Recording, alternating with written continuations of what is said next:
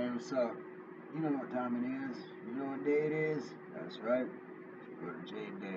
Today I'm gonna teach you some classifying and some I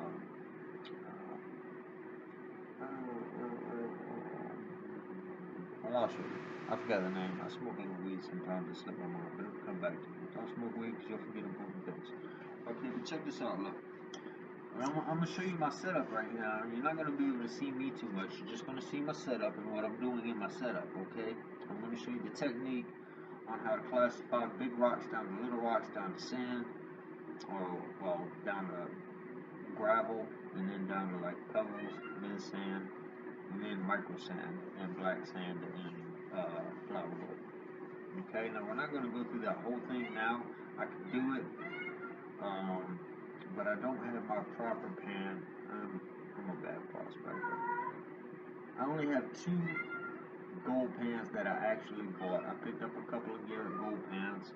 One of them Don gave me. He gave me the very first gold pan I ever had. That's Don. And I picked up a Garrett gold pan over Walmart for I think it was like $15 or some shit like that. A little 12-inch pan. It's not that great, but it's usable. And so I'm going to show you how to use these things. Now I don't have my Garrett pans, and they are very important. No matter what you're doing, if you're prospecting for stones or gold or anything that requires stratification, that was the word I was looking for a minute ago when I said I couldn't remember because of weed. Don't smoke weed. It's really bad for you. It's bad for your stomach. It's bad for your memory. It's a pleasure. It's kind of like a fun roller coaster ride with your girlfriend, but it ends badly. So leave weed alone, for real. I love weed, I do, but I'm gonna have to let my lady go because she's trying to kill me off nowadays. That's another story. But there's some things that are not obvious about stratifying materials that you need to know. In order for the heaviest materials to easily settle to the bottom of the pile in the pan, you have to have viscosity going on. In other words, you have to have water and air mixing in between the particles of material in your pan. If you don't have air and water mixing thoroughly between every single granular in your pan, you're not getting a good stratification. There's a homie on YouTube who has an old saying. He says, if you ain't shaking that honey, you ain't finding no shiny. That's the truth, dog. You gotta work your ass off of this shit, man. It's free. Whatever you find out of the ground is yours. Ain't nobody going to begrudge you for it, man. But believe me, man, you're going to fucking work for it in the beginning. Once you learn, it's like learning how to get a girl, man. At first, you can't figure out how to hit the right combinations to get the girl to give you a number. You can't figure the right combinations to make the girl smile and hang out with you. You can't figure the right combinations to get the girl to like go from just hanging out with you randomly in a group to hanging out with you one-on-one, right? But then once you get those combinations, for the rest of your life, it's like clockwork. You just do it. You know how to do it. It ain't hard. That's why grown men look at getting a woman like, you know, a woman wants a man. There's nothing hard about it. You just have to know how to speak to him. Once you know how to speak to him, like just knowing how to add and subtract. If you know how to add and subtract, you'll always get the right answer. If you know how to speak to a woman and read a woman, because people are readable. So if you know how to read people and you know how to speak to a woman, she'll smile. She'll want to hang out with you. She'll give you a number. She'll want to give you more than a number. That's great, right? And once you learn how to do it, you got it. Well, prospecting is like that too. Once you learn some basic techniques and some basic fundamental understandings, like stratification. Stratification means separation of matter by weight. The heaviest thing at the bottom, the lightest thing at the top. Water runs in and washes off the light stuff. I'll show you that in a second. Why do I have this soap right here? Well, you might remember 2 videos ago I said you need to have some clear dry. You don't have to, but I recommend you do. It makes the job a lot easier. I'm not going to try to explain why right now. I think what I'm going to try to do is find a good video that explains that, and I'll just put it in the little sub post, and you can check that out. But any soap will do, really. You just have to have a microscopic amount of soap. And when I say microscopic, I mean microscopic, because the bubbles will make it hard to see, so you don't want bubbles. But you do want a very, very, very thin film of soap in the water. It can be hand soap, but that's going to make the soap cloudy. I've tried that, and it makes the water really cloudy, and you can't do nothing about it. Dish soap is acceptable, but like I said, it makes bubbles, and that obstructs your view on the surface. So hand soap makes the water murky, and dish soap makes bubbles on the surface you can't really see clearly through. And that's why I recommend jet dry, and most serious prospectors recommend jet dry. Jet dry, I believe, is a water softener. I might be wrong, but I think it's a water softener that's used for dishwashers, so that you get spot-free dishes. Spot-free dishes are great, but what jet dry does when you're prospecting is you put that in the water, and it makes it easier for the materials to flow over one another with less collision and friction. And so the gold and the silver can settle to the bottom more easily with less strokes of the pan, while the lighter stuff, dirt, I shouldn't say dirt, I should call it what it really is. It's this stuff like shale and mica and schist and quartz and things like that, they'll be at the top because the gold and the silver and the platinum are taking up the heavier layers on the bottom. And that's done through, the end result is called stratified material, layers of material going up. Maybe you've seen candles that have multiple colors, that's a stratified candle. Same thing, they just one layer of wax, then another layer of wax, another layer of wax. Well, that's just colors. It didn't really have anything to do with weight. But weight is what makes this work. Remember, gold is very, very heavy. Gold is heavier than lead. A good way to practice panning, stratifying material, is you want to get some of those little lead fishing weights, really little lead fishing weights. You want to drop them in some sand, maybe a cup or 2 cups of sand. You know how many you put in there? If you had 3 or you had 6, your objective is to stratify that material until you can get down to that right number of lead balls. If you can get those lead balls out every single time in 3 or 4 rounds of the pan is not a good phrase, but you know what I'm saying, in 3 or 4 repetitions of the stratification process, you're making good time. Soap helps you a lot with that. Now, you don't have to have soap to make this happen. The most important thing is water. You can do it dry. You can dry pan. Backbreaking work. If you're not in the desert, you shouldn't dry pan anyway. Basically, the rule is, if you're in the desert, you can dry pan, and the reason is because the material you're working with is absolutely bone dry.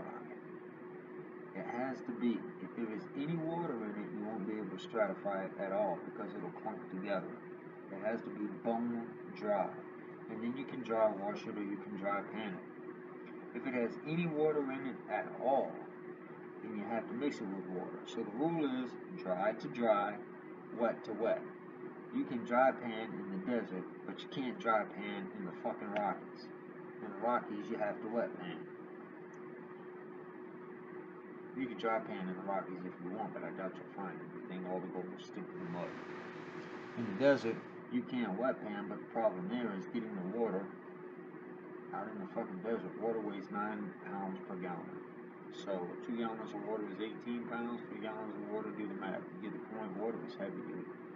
3 gallons of water is heavy. If you're on a horse, you're going to burden that animal with 3 gallons of water. Believe it or not, 10 miles is a pretty good walk for a horse, especially with a rider. And then on top of that, he's carrying 30 gallons of water. So you basically got a rider and a half plus gear on a 10-mile hike. You're going to wear that horse out. You ain't even going to be able to do it a mile. So you got to think about that. These materials you have to carry into the wilderness. You're not carrying up the apartment steps. You're carrying them out into the wilderness, into the real mountains, into the real savannas, and the real auroras, out into the real valleys, creeks, streams, wherever it's at. And wherever it's at, that's where you got to go to get it. You can't pick it up off the ground until you get there, so you got to carry the water with you, and water is heavy. Okay, so we're killing a lot of time here. We're at 9 minutes and 50 seconds, but so far everything I've told you is pretty important. Keep it in mind. I'm going to show you what to do with this dishwashing soap. You don't want a lot of this, you don't want bubbles. If I had jet dry, it would be so easy, but I don't. I got dishwasher soap. Now, even without squirting anything, you might be able to see, or maybe you can't, I don't know if you can see that, but I've got a very soft little sheen of dishwashing soap right there on the heel of my thumb. And all I did was just tap, I just touched the top of the lid, that's it. I didn't squirt anything, I just touched the top of the lid. Now, what you do is you take that, you smear it on your fingers like that, and wash your hands. That's exactly what you do. Now, you're not going to wash them vigorously like in a sink, because the objective here is not to wash your hands, really. It's to get the soap in the water. But you also want to get the oil off of your hands. You don't want any oil to contaminate your materials, because oil does the same thing that water does. It'll make the gold clump into the dirt. If you got oil mixed in the dirt, then the gold won't separate from the dirt granules, and you won't get it. So you don't want any oil on your hands. You don't ever eat food around your prospecting equipment, ever. Because oil will destroy your prospecting trip. You spend $500 to go 300 miles to a mountain where you know there's gold, and you don't find fucking a gram of gold because you got oil in your pants? Well, that's your dumb ass. Don't ever eat around your prospecting equipment. Keep food, oils, miles from your prospecting equipment. Don't even keep them in the same room at all. And I mean that for real. If you're serious about finding gold, silver, platinum, palladium, anything, don't let any kind of oil, hair oil, body products, even body oil, no kind of oil whatsoever gets on your prospecting equipment. What does get on your prospecting equipment is sand, dirt. Not dirt when you're stratifying. I mean, when you go out to the field, what you do is you season your bowl. Now, my bowls, like this one, I've got these ridges glued in here, so I don't really season this bowl too much anymore at the top. But still, at the bottom, every single time I go out, I take a hand of dirt and I put it in my bowl, and I just squish it around in the bowl really hard with my fingers. And the reason for that is because it cuts grinds and ridges in the bottom of the bowl, and it helps trap micro gold. It helps to separate and trap the micro gold down in those little fractures. When you get down to the bottom of the panning process, you'll be very glad that you did that. And yes, I just put my hand all in this bowl with a little bit of soap in my fingers, but that's okay because I'm going to mix the water in the soap anyway. So, as I showed you, you just want not even a drop. You don't tip the bottle at all. You just touch it with your fingers, that's it. You smear the residue on your fingers. And then you take your hands. Let me turn this down so you can see now.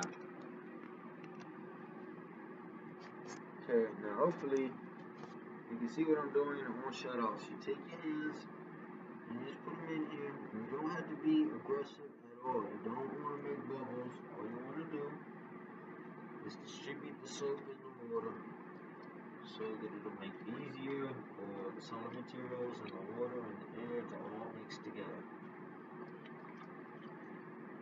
Alright. Now, as you can see, there's no soap bubbles in there. The water's a little bit murky. I got a little bit of mud and organic materials like microscopic residue of twigs and wood pulp and shit like that is down in there. One pan and your water's going to look like this.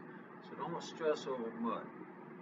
You want to carry 1 gallon of clean water for a finish pan. And the finish pan is when you're down to black sand and you're trying to separate black sand from gold. Until you get to the finish pan, don't trip over the water being a little bit dirty. You're playing in the dirt, you're playing in the creek. It's going to be muddy. Let it be. Don't stress that shit.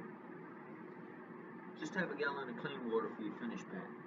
Then you don't need to worry about this being a little bit murky right here, okay? Now, about 2 videos ago, I told you that the material in this pan is just raw material. I took about maybe a half a gallon, 3/4 of a gallon of dirt out of a hole down by Rio Grande River. And the reason I did that was because on the bank right by the river, I could see a significant amount of black sand had been left over from a rain runoff. I could see a little river of black sand going down the bank line to the river itself. If you see black sand, that's a good indication of some heavy materials there, some heavy metals right there. So if you see black sand, you may not find gold, but you are going to find heavy materials because black sand is iron pyrite. It's iron pyrite. Just to make it simple, it's iron, okay? It's heavy metal. It's iron. Black sand is actually iron or iron pyrite. You look up the chemical analysis of what iron pyrite is, but that's what black sand is. If you see black sand, there are very good chances you're going to find other metals in a particulate form in the same place. I'll talk about that a little more later on in another video. Right now our time is flying along and I've only got 5 minutes to show you how to classify and stratify, so I'm going to do that. Okay. First thing, there are a million fucking ways to classify. Note, this bucket is exactly half of the black bucket. I did that on purpose, believe it or not. People don't think I think ahead, but I actually did do that on purpose. There's a reason for that. This, yes, I know it's a dish. It's a dish drainer. That's what it was made to be, a dish drainer. No, this is a 1/2-inch classifier. These gaps right here are 1/2 inch each. So if a rock is wider and bigger than a 1/2 inch, it won't go through this strainer right here. Now this is a shitty classifier, I'm not going to lie to you. If it had grooves going this way, it would be a much better classifier.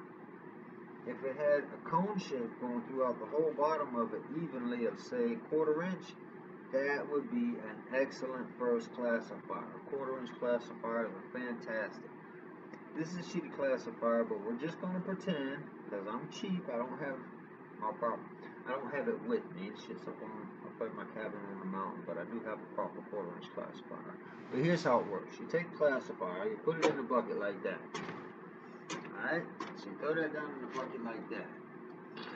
Down in here I have some raw material that I picked up from the Rio Grande River. What are we going to do with that? Well, first thing I'm going to do is I'm going to show you how I got it out of the Rio Grande River.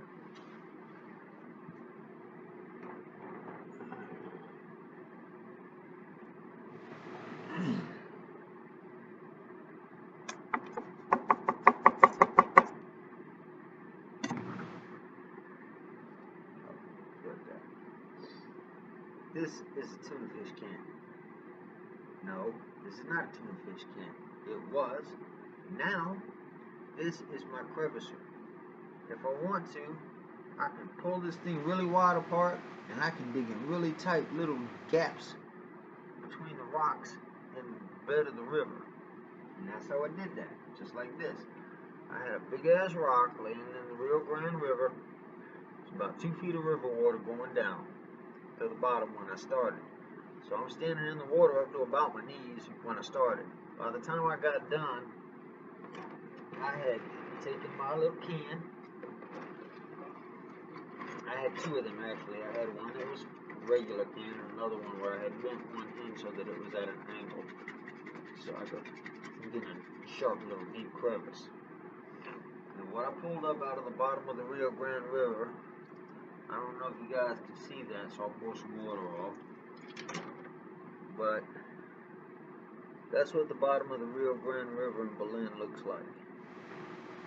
At about a 1 foot depth below sediment level. Now I actually dug down 3 feet below depth on that sediment level. I didn't find a whole lot there this time, but it's a good trap spot. We'll talk about that later. So I went ahead and dug it out, and I laid that rock back over the hole in such a way that the water could go down into the hole under the rock, and then have to climb up out of the hole to keep going down the river. So what that means is if there's gold in the Rio Grande coming through that part of the river, it will go in that hole, and that rock sitting on top of it, It's actually on top of it, kind of like that. It's got an entrance and an exit, so the water will go in, heavy shit will fall in the bottom of that hole, light shit and the water will come out the back of that hole, the back side of the rock, and going down the river. Hopefully I'll catch a little bit of gold in that hole next year. I'll let you know. We'll see. Right now, this is what I found. Basically, at that particular place, it's right at the basin of a bridge. There's a bridge going across the Rio Grande River right there. So they have a concrete reinforcement and all like that. So I found a weak spot in the reinforcement. By pulling up some of the concrete, it just pulled right away. And then I was able to dig straight down into the actual riverbed. And I dug down about 2 feet deep in the Rio Grande riverbed, right there, about maybe 2 feet. So 2 feet from the edge, 2 feet down. Water was about 1.5 foot deep. The hole is about 2 feet deep. So where the hole is, the water is now 3.5 feet deep. Anyway, it's complicated. Don't worry about that much. Classifier. Okay. So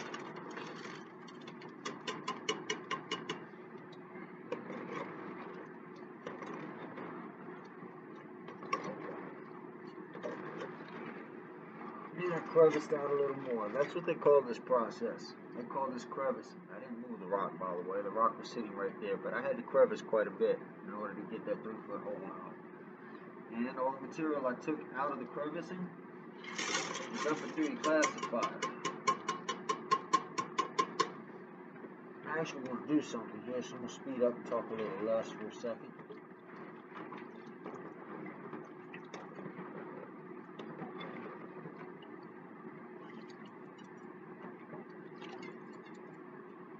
Get to a certain point where this can ain't no good because it's too stiff. Then you need other things to crevice with, like this, or this. That lid I was telling you I cut real narrow so I can make a scooper out of it, get between the rocks and scoop that stuff out of there. You put your hand, I'll show you what you do. You get down in the water, way down under the rock, and you make this thing kind of like this, and you wedge it under there like that. You put your hand on top like that, and you lift it all out, kind of like holding a paper plate, and then you go boosh, and you just dump it through your classifier like that. I'll tell you why in a minute. I'm getting to that. Now, you got the classifier, and you got the stratifying bucket to stratify it. As you can see, I got a couple of rocks bigger than a 1/2 inch sitting here on top. That's what the classifier is supposed to do. It separates bigger rocks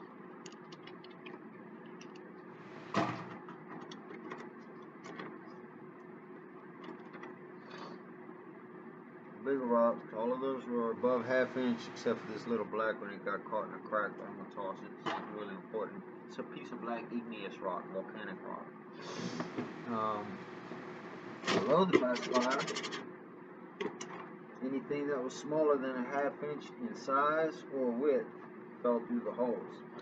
So obviously, that's more than a 1/2 inch, but that's not.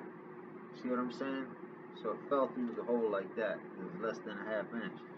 If it hit like that and it was a good classifier, it would have stopped. But like I said, you want a honeycomb classifier. We'll get to that in a second. Anyway, so you got smaller rocks in here, you had bigger rocks in here. And that's really all classification is. So I'm going to go ahead and classify a little more. Why did I leave my classifier down there? Because there are stages to classification. The next stage to classification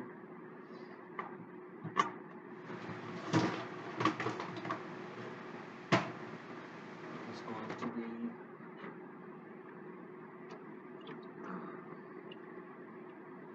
oh heck, I can't use this. I forgot. I'll show you that in a second. I don't think you'll even be able to see this.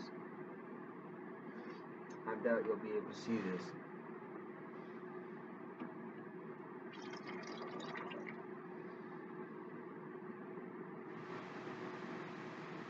Yeah, I know you can't see that. Even high resolution, I doubt you can see that. I'll have to show it to you. But if you look down in there, Out of that 3-foot hole I dug in the Rio Grande River, I got some materials down in there. It's about a 1/2 inch long, right along the bottom of the seam there. And those are the heavies that came out of the Rio Grande. Most of that is not gold. It's actually pyrite. It's a lot of fucking pyrite in Mexico. But I did find, I wish it was gold. It'd be a good little haul. But it was pyrite, mostly. I think there's like maybe 10% micro gold in there, but it's mostly pyrite. Pyrite is almost as heavy as pyrite. Well, it's not almost as heavy as gold, but it is heavier than lead, so it will get caught down there with your black sands and your gold and silver, and you have to deal with that. And most prospectors hate black sand. Personally, I fucking hate pyrite. That's just me. So anyway, so I have to do something with that. I'm gonna toss that. I have to save it somewhere. Save it here for now. That's not the proper place to save it. The proper place to save it is here in my clear bottle, but that would be a pain in the ass to do while I'm on film on such short time. So for now, I'm just gonna save it. I know where it's at. I got it. I need this bowl to show you something different. What I need this bowl for is to show you how to do the next level of stratification. Where's the other lid I have? Right the other lid I have. It don't matter, just grab it anyway.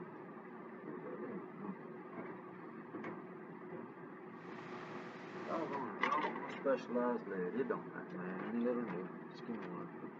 You got it backward? No, I don't. The objective is just to scrape dirt. Any way that makes the dirt scrape, they'll scrape. Just scrape dirt. That's what you want to do. All that in there.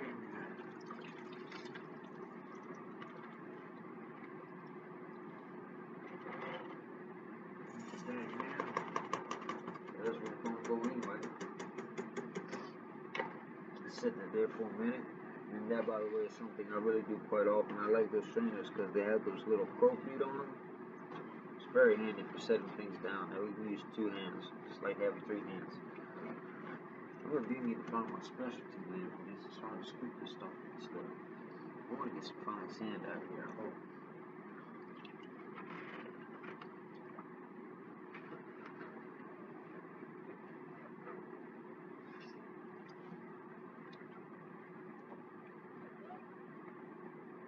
So this is kind of like real time, real life.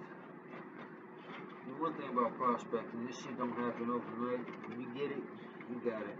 But it takes time and it takes work. So you can probably see right there, or maybe you can't. Right there I got a lot of really fine little grains of sand and really small pebbles and things like that. I even saw a little teeny little piece of jasper in there. That's nice. Real small. It was a tiny little thing. Jasper would have worth nothing anyway, but it's pretty. Pretty little thing.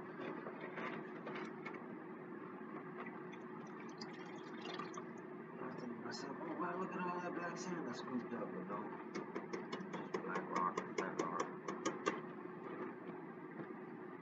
And the funny thing is this black pan is shaped like my white pan, which means it has a really deep ridge at the bottom.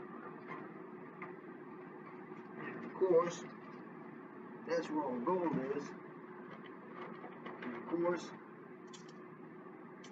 I don't want the gold to come flying out the ridge when I pan, but it makes it hard to get it to come out of the ridge when I just want to get it. If I just want to get it for the sake of a demonstration, it's kind of hard to get it out.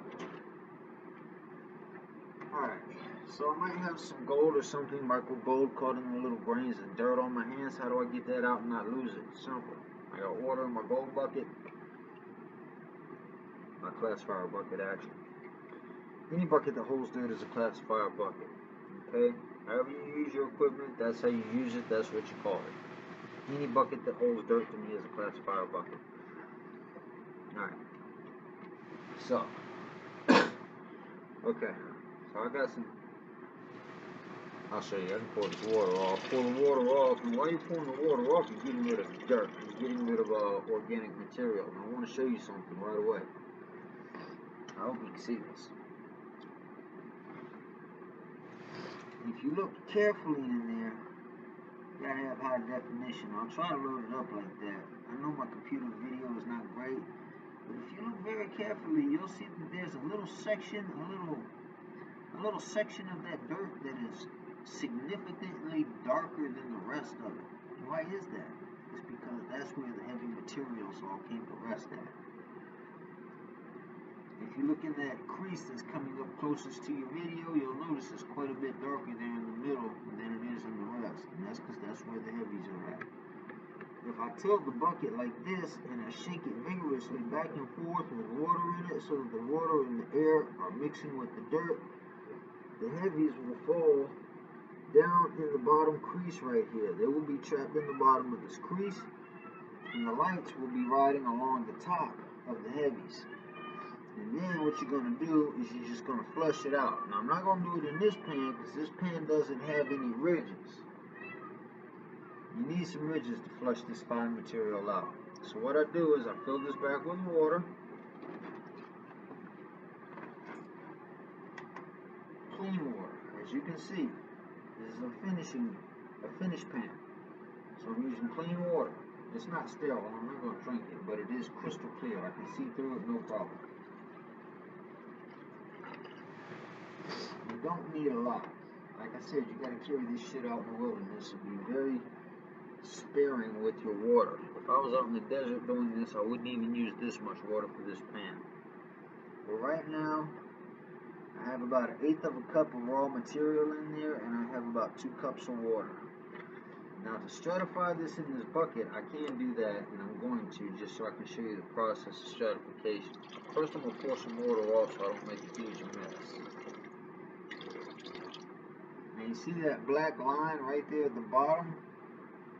If you look carefully, you might be able to see there's a black line here on the back side of that sandbank. That's heavy material. And stratify like this, back and forth. Now what I'm doing right now isn't going to stratify a damn thing. All that's going to do is make your arm tired. But this is a slow motion perspective of what you're doing. You want the water and the air to mix in between every single grain of material in that sand, separating all of it so that the heaviest grains fall down into the crease of the bucket on the inside, of course, and the lightest materials will rest floating on top of the heavier materials. Now I'm going to show you how to stratify for real.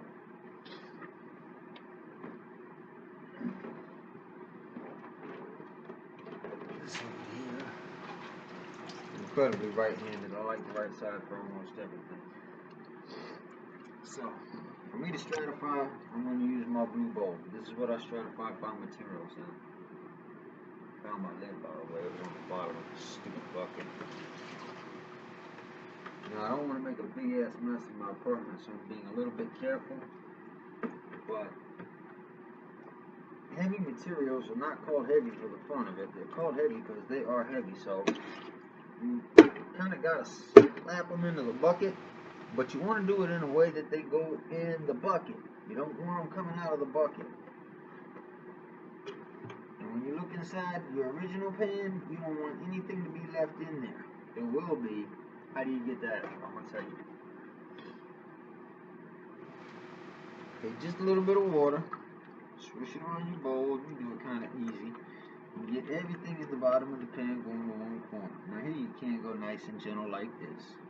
So what you're going to do is you're going to pour water off real slow.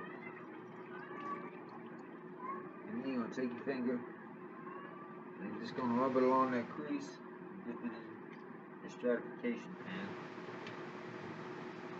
Dip that in the stratification pan. This bucket is absolutely clean. There is nothing in here but air and water residue.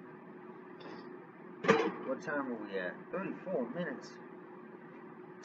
Guys, I'm going to have to break this off. I might even have to split this video into 2 parts. So we'll come back on the next video. Check y'all.